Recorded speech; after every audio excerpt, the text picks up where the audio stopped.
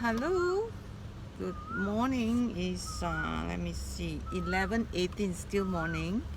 I have to come out because of one appointment with a certain doctor. So you will see what it is all about later on. But today I will just spend the time while waiting for the doctor to share the next chapter of the book by Captain Shan.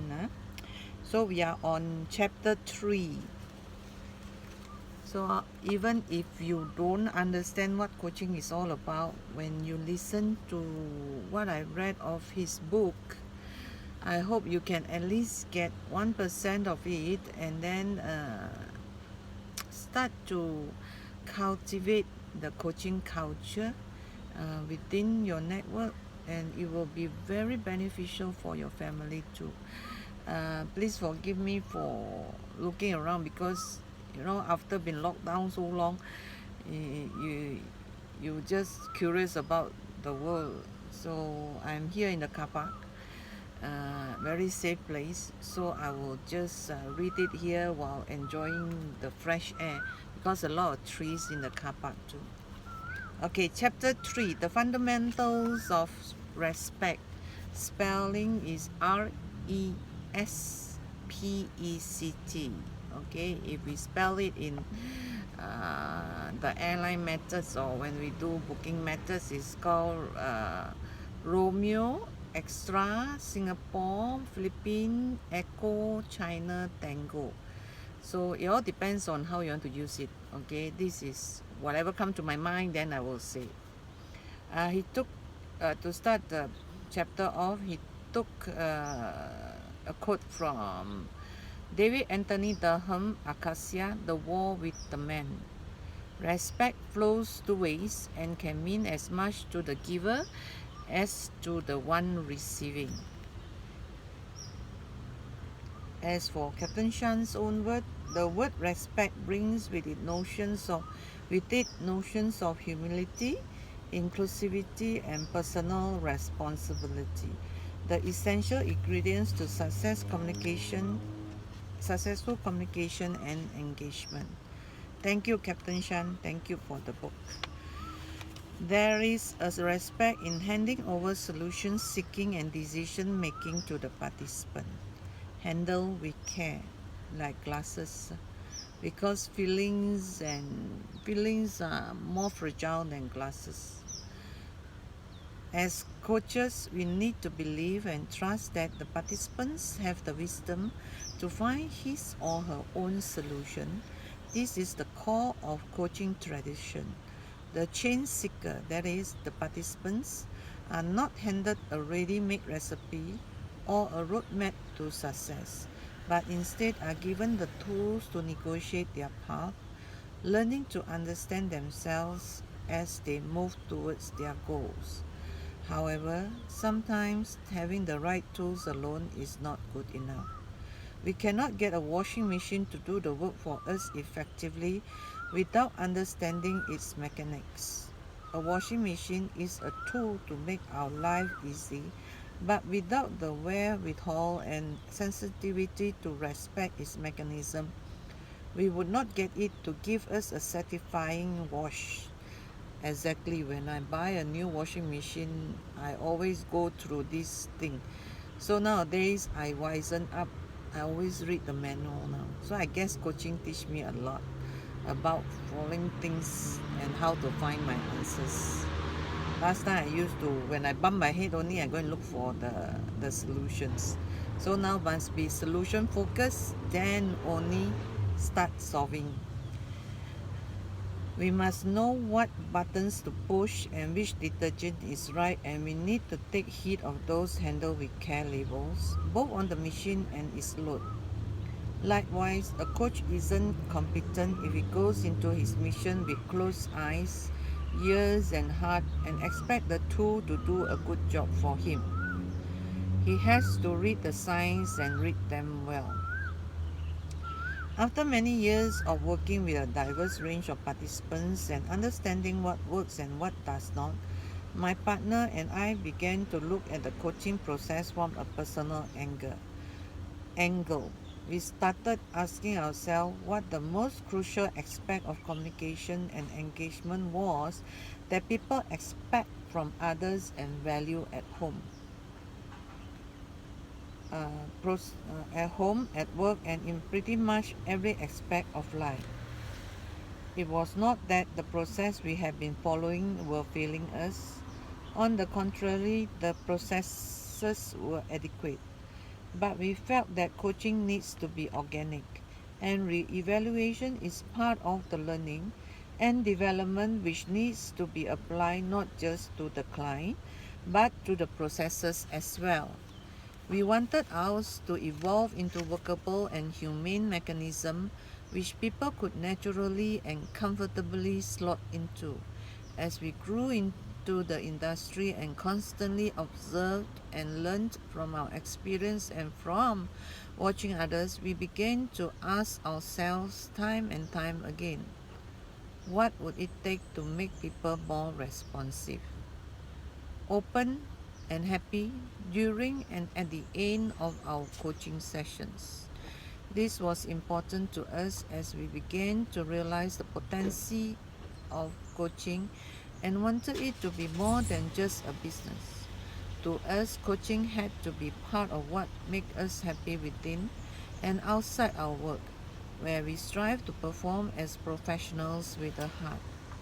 As we became increasingly aware of the basket of positive and negative emotions that individual bring to the coaching platform, it was evident to us that each stage of the processes we put in place had to be strong enough to deal with the changing and fragile human conditions. We wanted to ensure that every single individual who came forward to be coached was treated equally and fairly. And the more difficulties they presented, the more we needed to respect the issue they struggle with and to work hard to help them overcome these difficulties. Respect at every step of the way.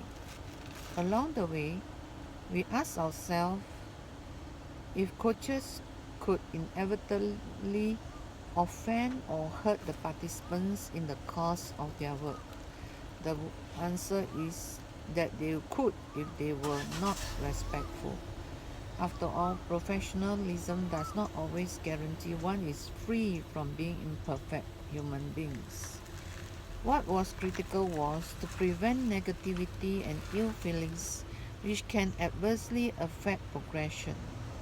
We wanted to make sure that our skill and integrity as coaches did not follow any kind of pessimism, pessis, how you pronounce this, P-E-S-S-I-M-I-S-M. I'm going to find out later. To shroud our sessions. How could we achieve this? It did not take a long time. It didn't take us long to come to the inevitable conclusion that the answer lies in the way we approach and communicate with others. There was no doubt in our mind that the secret of good and effective engagement was respect, giving someone the respect he or she deserves. This is definitely something everyone expects from a professional or from anyone else for that matter. Everyone wants to be treated with dignity. When you look into its definition across the range of dictionaries, respect carries a host of positives with words such as admire, due regards, appreciate, cherish, and praise woven into its meaning. I would not be exagger- I will not be exaggerating if I said coaching is essentially about respecting those who come to be coached. In the absence of power play, as it's evident in the coach-coachee relationship, respect can flourish because the coach is consciously not making himself superior by claiming to have the answers. There is respect in handling over the solution seeking and decision making scope to those who are being coached. We have been using the word respect throughout our coaching session. We have realized the power connotation the word possesses. To say that the word at every single point and phase of the coaching program brings an energy that builds confidence in the participants. The word, the word resonates with notions of humility, inclusivity, and personal responsibility, which to our minds are the essential ingredient of a successful communication and engagement. People do not generally rant and rave that they need to be respected, but they do display hurt and automatically disengage when they feel they are not being taken seriously and not valued as individuals. It does not matter what the quality of their skills, knowledge, or depth of their experience is, they still feel they have a right to be respected. They do not expect others to be dismissive of them, no matter what the circumstances are. This is more apparent when they place themselves in the hands of a professional. The need to be respected is heightened here as this goes beyond the personal sphere and take on much non-personal interaction, not least of all communal communication and work ethics and practices. Professionalism has a tag which increases people's estimation and expectation of the engagement process. This is particularly so in coaching situation where mutual trust needs to be established between the coach and the participant. Here respect is paramount. Intuitively, we turn respect into an acronym which we subsequently started using as a comprehensive model to improve our coaching techniques and approaches. What R.E.S.P.E.C.T stands for reflects our own values and belief system which we try to inculcate in ourselves and our children and apply them in our daily dealings with people we interact. Once we develop the model and truly believe in what R.E.S.P.E.C.T stands for, there was no going back. Guided by IAC masteries and taking closer look at the four main coaching communication tools, listening and reflecting, questioning, silence and affirming, and validating, we started to make inroads with respect model. Finally, it was first presented in Singapore Facilitator Conference 2012, followed by the International Leadership and Coaching Conference in Bangalore in 2013. The rest is history, but it is constantly evolving. The R.E.S.P.E.C.T model. The respect model can be adapted for coaching both individuals or a group. For the purpose of this book, I have shared how the respect model can be used or adapted for team coaching. 1. Rapport building. Okay, so I will go straight to what he have put under R, yeah, because he have respect. Okay, no, I think I follow the flow. 2. Establishing future perfect and current position. 3. S for seeking wisdom. 4. P for possible solutions. 5. Edify and affirming. E for edifying and affirming. 6. Clarifying. C for clarifying and confirming. 7. T for timeline and action plan. Respect. R stands for rapport building and setting the stage, which means you need to do ice breaking, aligning expectation, clarifying the purpose for the session, establishing ground rules, specifying roles and responsibility, stating goals and outcomes,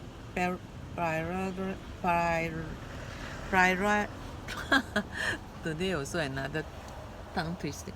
Prioritize goals and outcome. That's it. Don't look at the word and just pronounce. How did we get here and why we are here? Some why questions needs to be asked and asked early on in the program to ensure clarity. When participant comes in as a team, a coach should not assume that everybody has a clear idea of the goals and objectives and knows what to expect from the coaching session. You need to explain to them the context of the session. The participants need to articulate their perspectives, their understanding of coaching, their expectation, and most of all, what led them to being in the coaching session in the first place. The following needs to be addressed. 1. What is the purpose? Number 2. How do team members benefit in team coaching as opposed to the person in individual coaching? It is important to establish this sense of group ownerships of the objectives and goal from the start. Otherwise, you may run the risk of not attaining full participation and commitment from participants. Pay attention to the details of the goals and enable the team members to share their respective assumptions, ideas, and knowledge of the goals. For example, if the goal is to improve the branding image of the company, it is important to ascertain if everyone is clear on what branding and image mean, where the company is at, and where it wants to go next.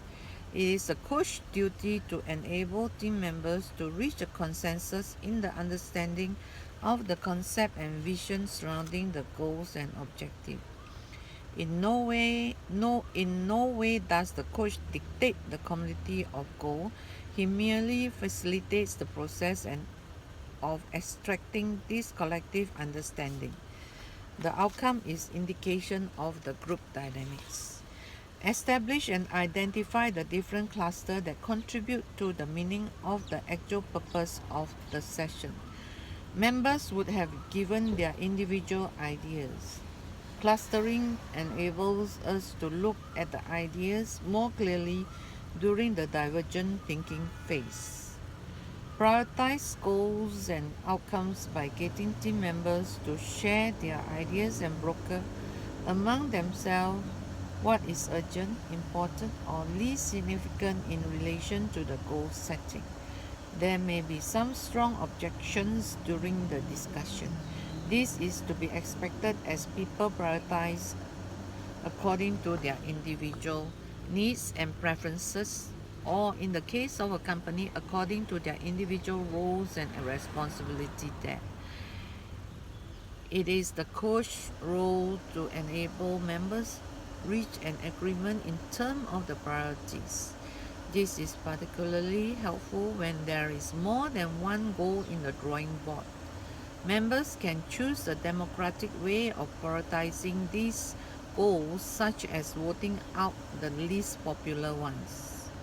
How should we behave and who does what and when in the sessions? The best rules has been said, are always drawn up by the very people from whom they are made for. Those who need to observe rules that are deemed beneficial to them may do well to collectively design the rules themselves. It is true that no one likes to break their own rules. So a coach will be setting off on the right track, not to present the team with a set of ground rules, but to engage with members in getting them to think about what is acceptable, done by asking them insightful questions such as, in order for us to have a great session, what are the things that we need to do? What can we do to improve the quality of a listening session? This is essential for showing respect to participants' autonomy and avoiding imposition of any kind. Once the rules are agreed upon, roles and responsibility for the session can be assigned by the member themselves to each other. This is done so as to have everything run smoothly. But how do you deal with rule breaking? For a start, you don't have to deal with it on the spot. This can break the motion of the session and perhaps cause unnecessary unease among participants, especially the guilty parties. It is best to address deviant behavior at the end of the session when participants are in reflective mode.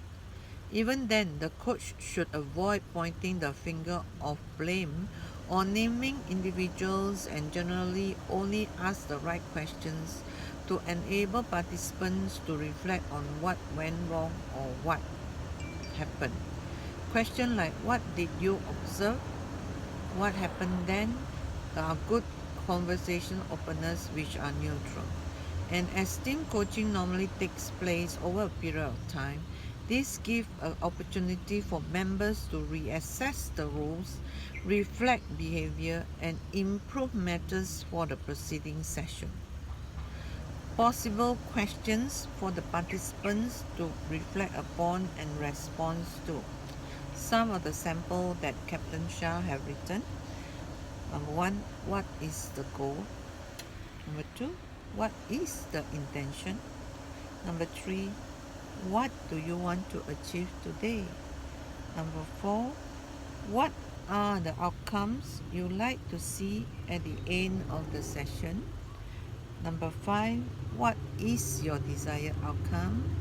Number six, what needs to happen in this workshop to make it really worth our time here?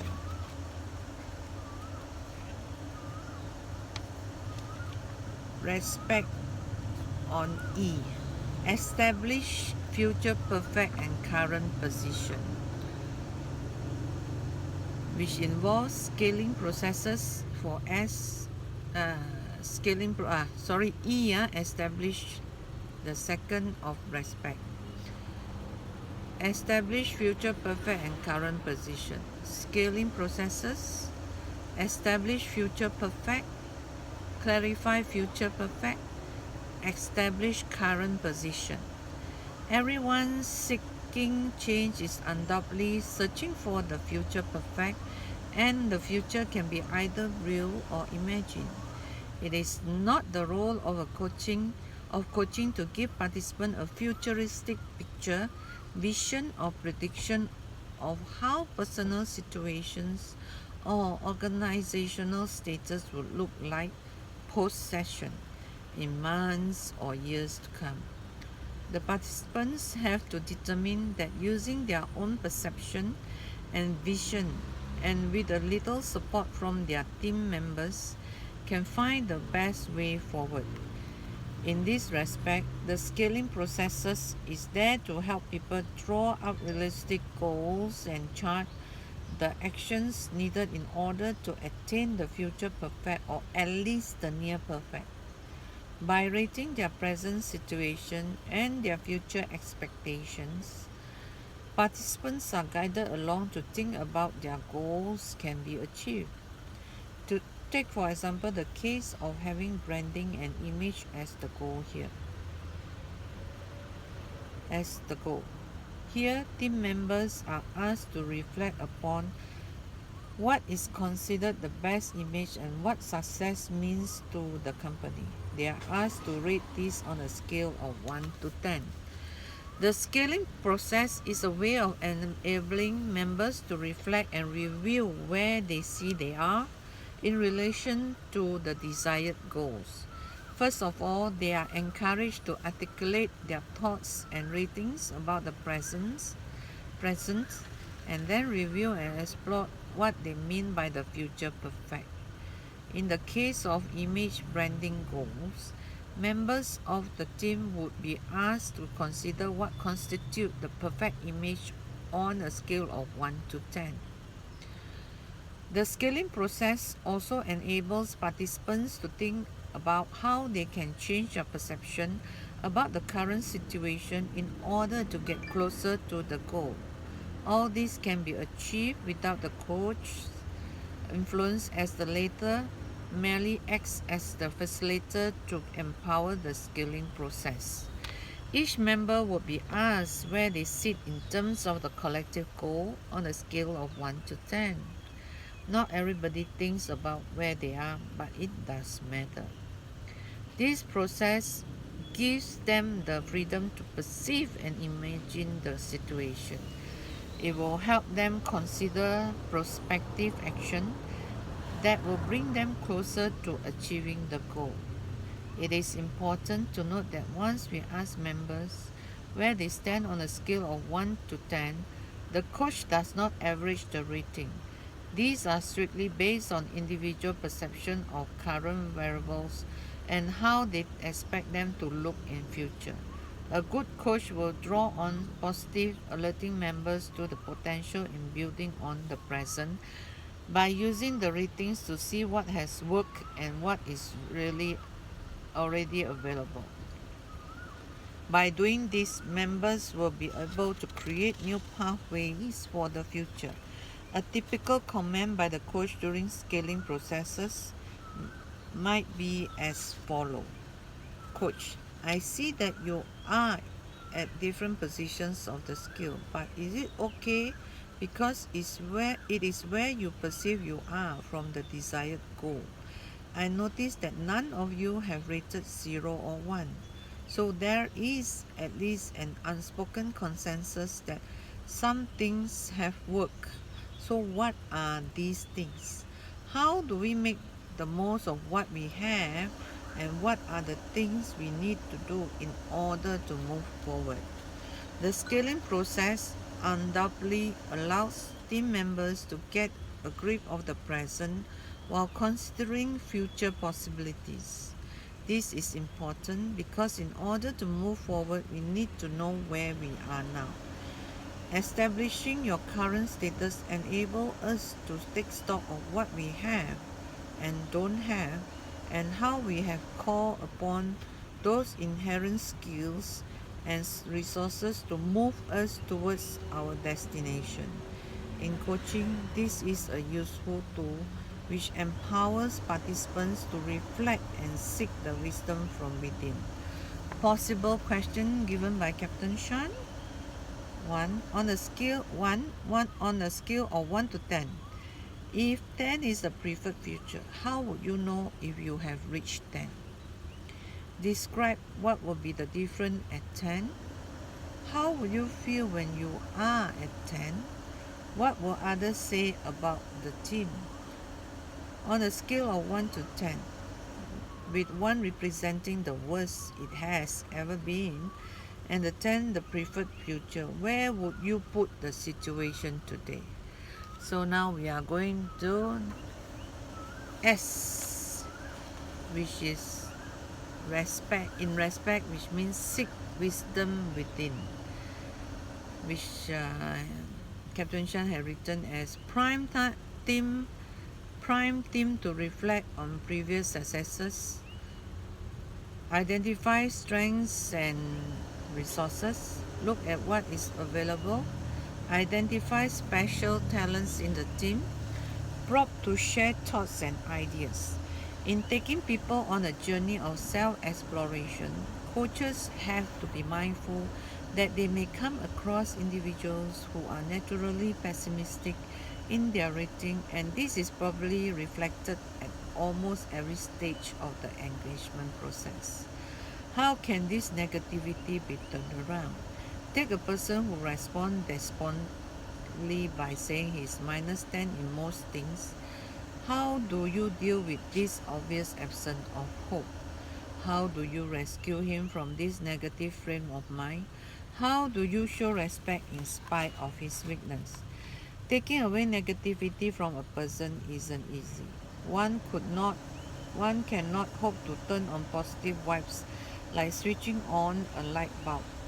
Remedial actions, however well intended, certainly do not work when we dish out advice and call for positive thinking. Besides, what does being positive mean? How can we even get people attention before we can get the stage of building positive thinking skill? Yeah, this is exactly what happened to one of the coaches. And thankfully, I read until this chapter. So I hope he or she saw it too. So like I say, it's like 1% is good enough. Being positive has different meaning for different people, for people at different stages in their life.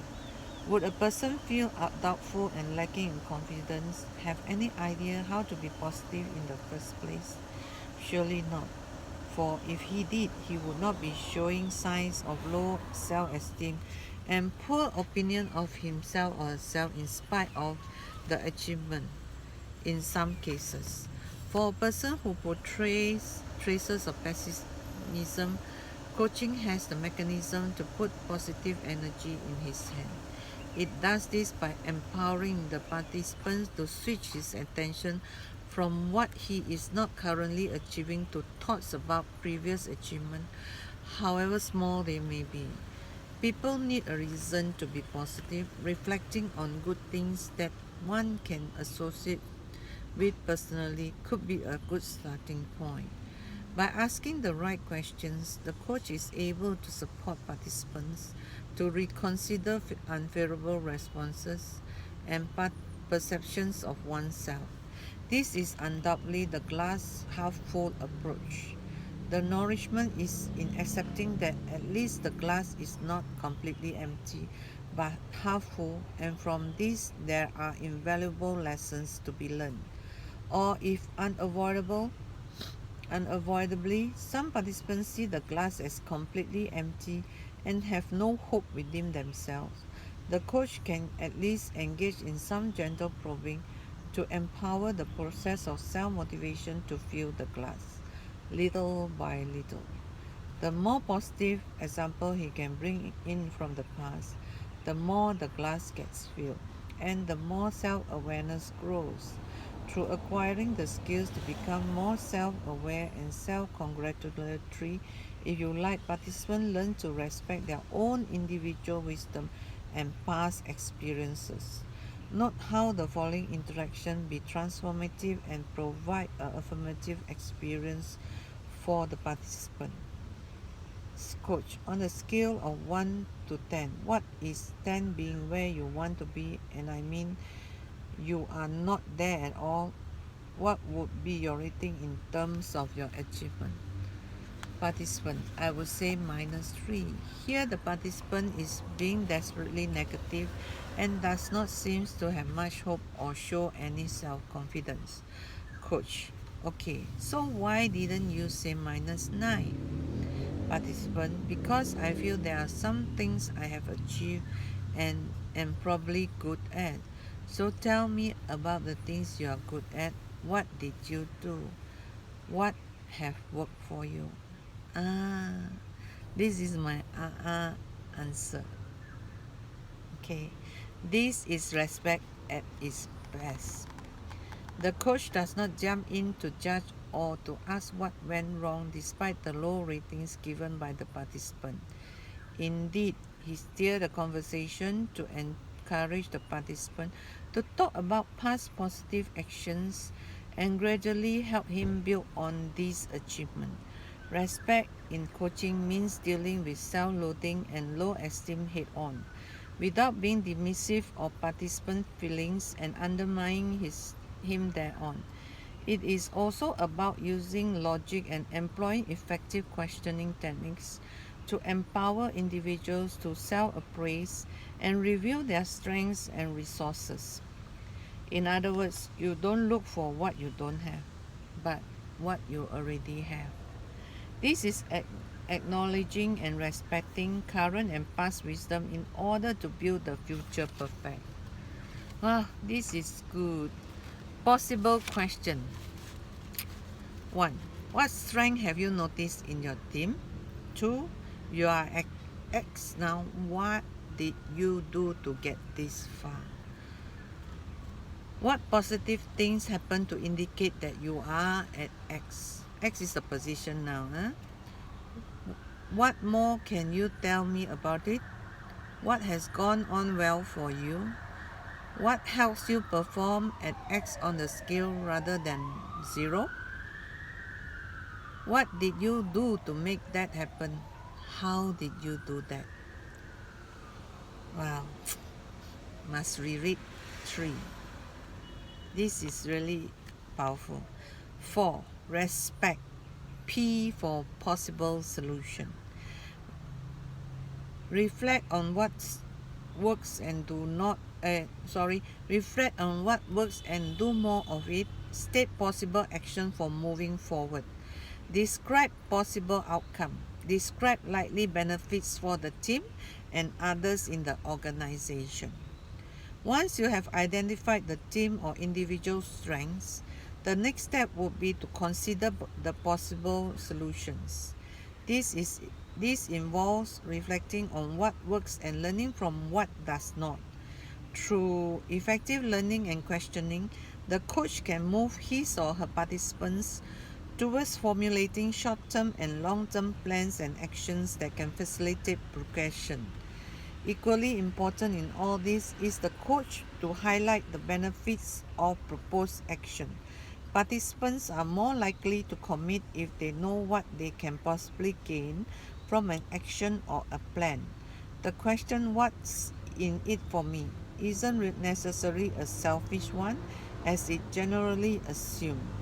In fact, it acknowledges that people need justifications for their decision in order to be involved or to start feeling involved. This is natural and perfectly healthy and encourages participants to be more inclined to put their heart and soul into assuming responsibility for the planned action.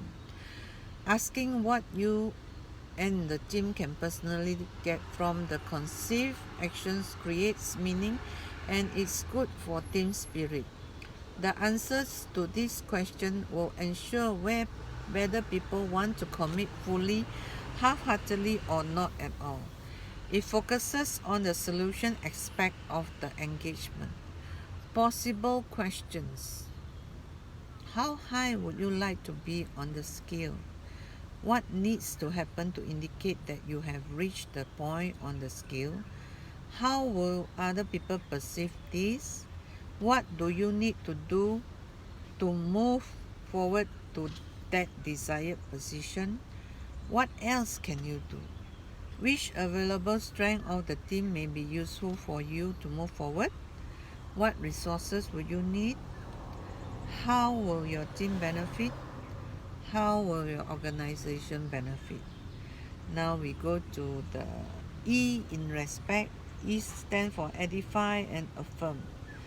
Recognize team's strength and affirm. Give credit for the effort. Congratulate for taking action. Point out small successes. Link actions to success. Demonstrate with gesture to edify and affirm. Throughout the process, we need to edify, affirm, and recognize the team's strengths. People constantly need to know they are on the right track, and they get this from other people's edification and affirmation.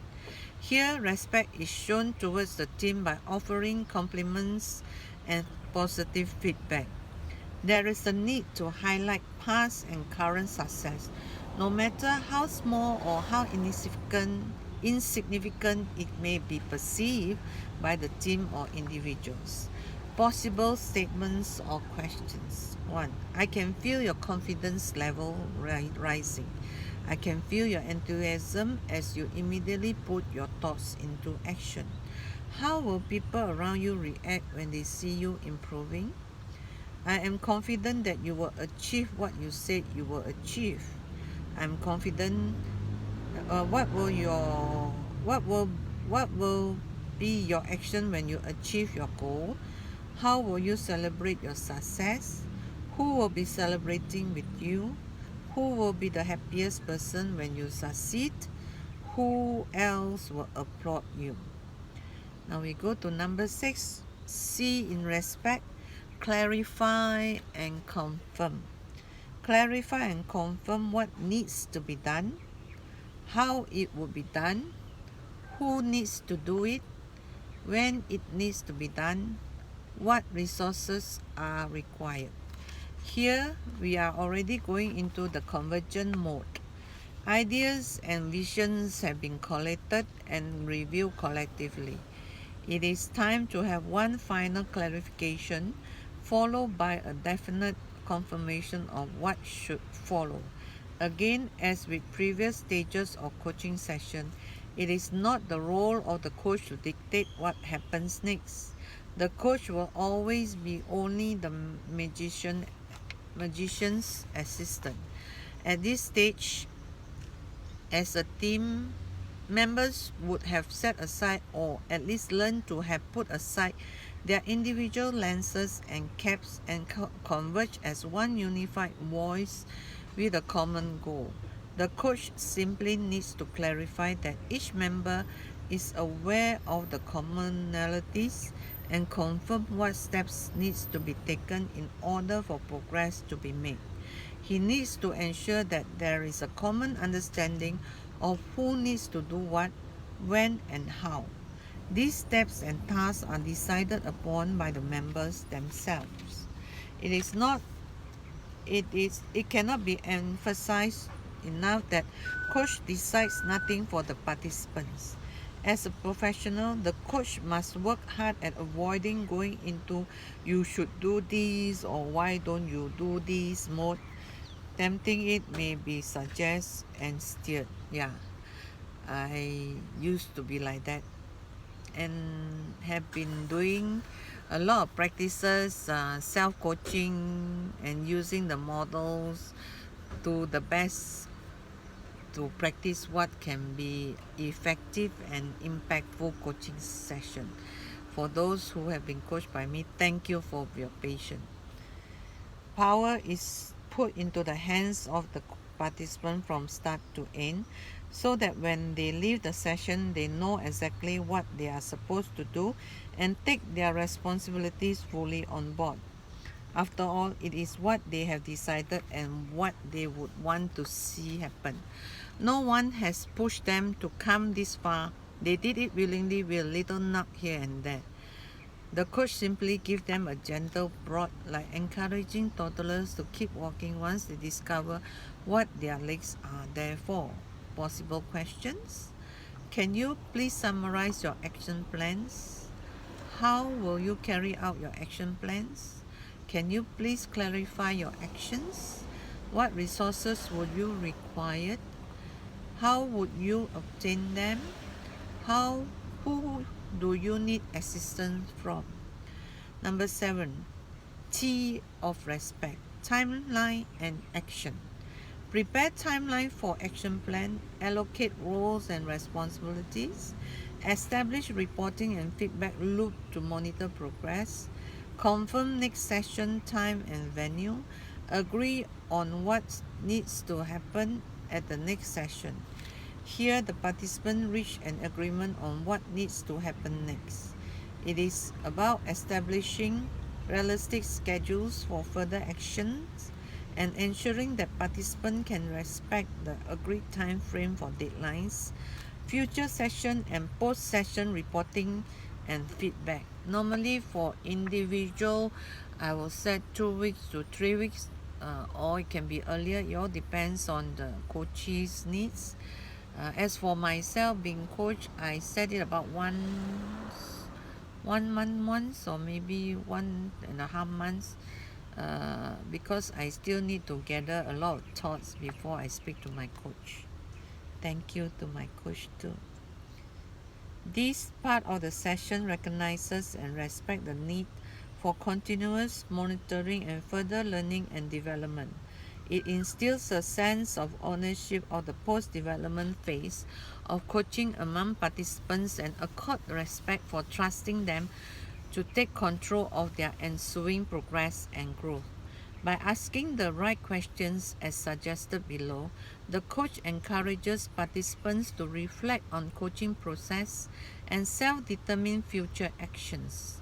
It sends out a powerful message that in the end, they are the masters of their own destinies. Possible question given by Catherine Chan. When will you do it? Sometimes people don't like to be pushed. This one use a better and softer tone. How will you prioritize your action plans? What can be done immediately after this session? When can you complete your action plan? What are the things you can do to monitor your progress? How will your schedule look like in future? How will you know that you are on track?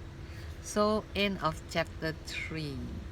I know it's a long chapter, but it is a beautiful chapter. I hope whether you are a coach, you are not a coach, you wanted coaching, don't want coaching, go into the respect model and use them if you can.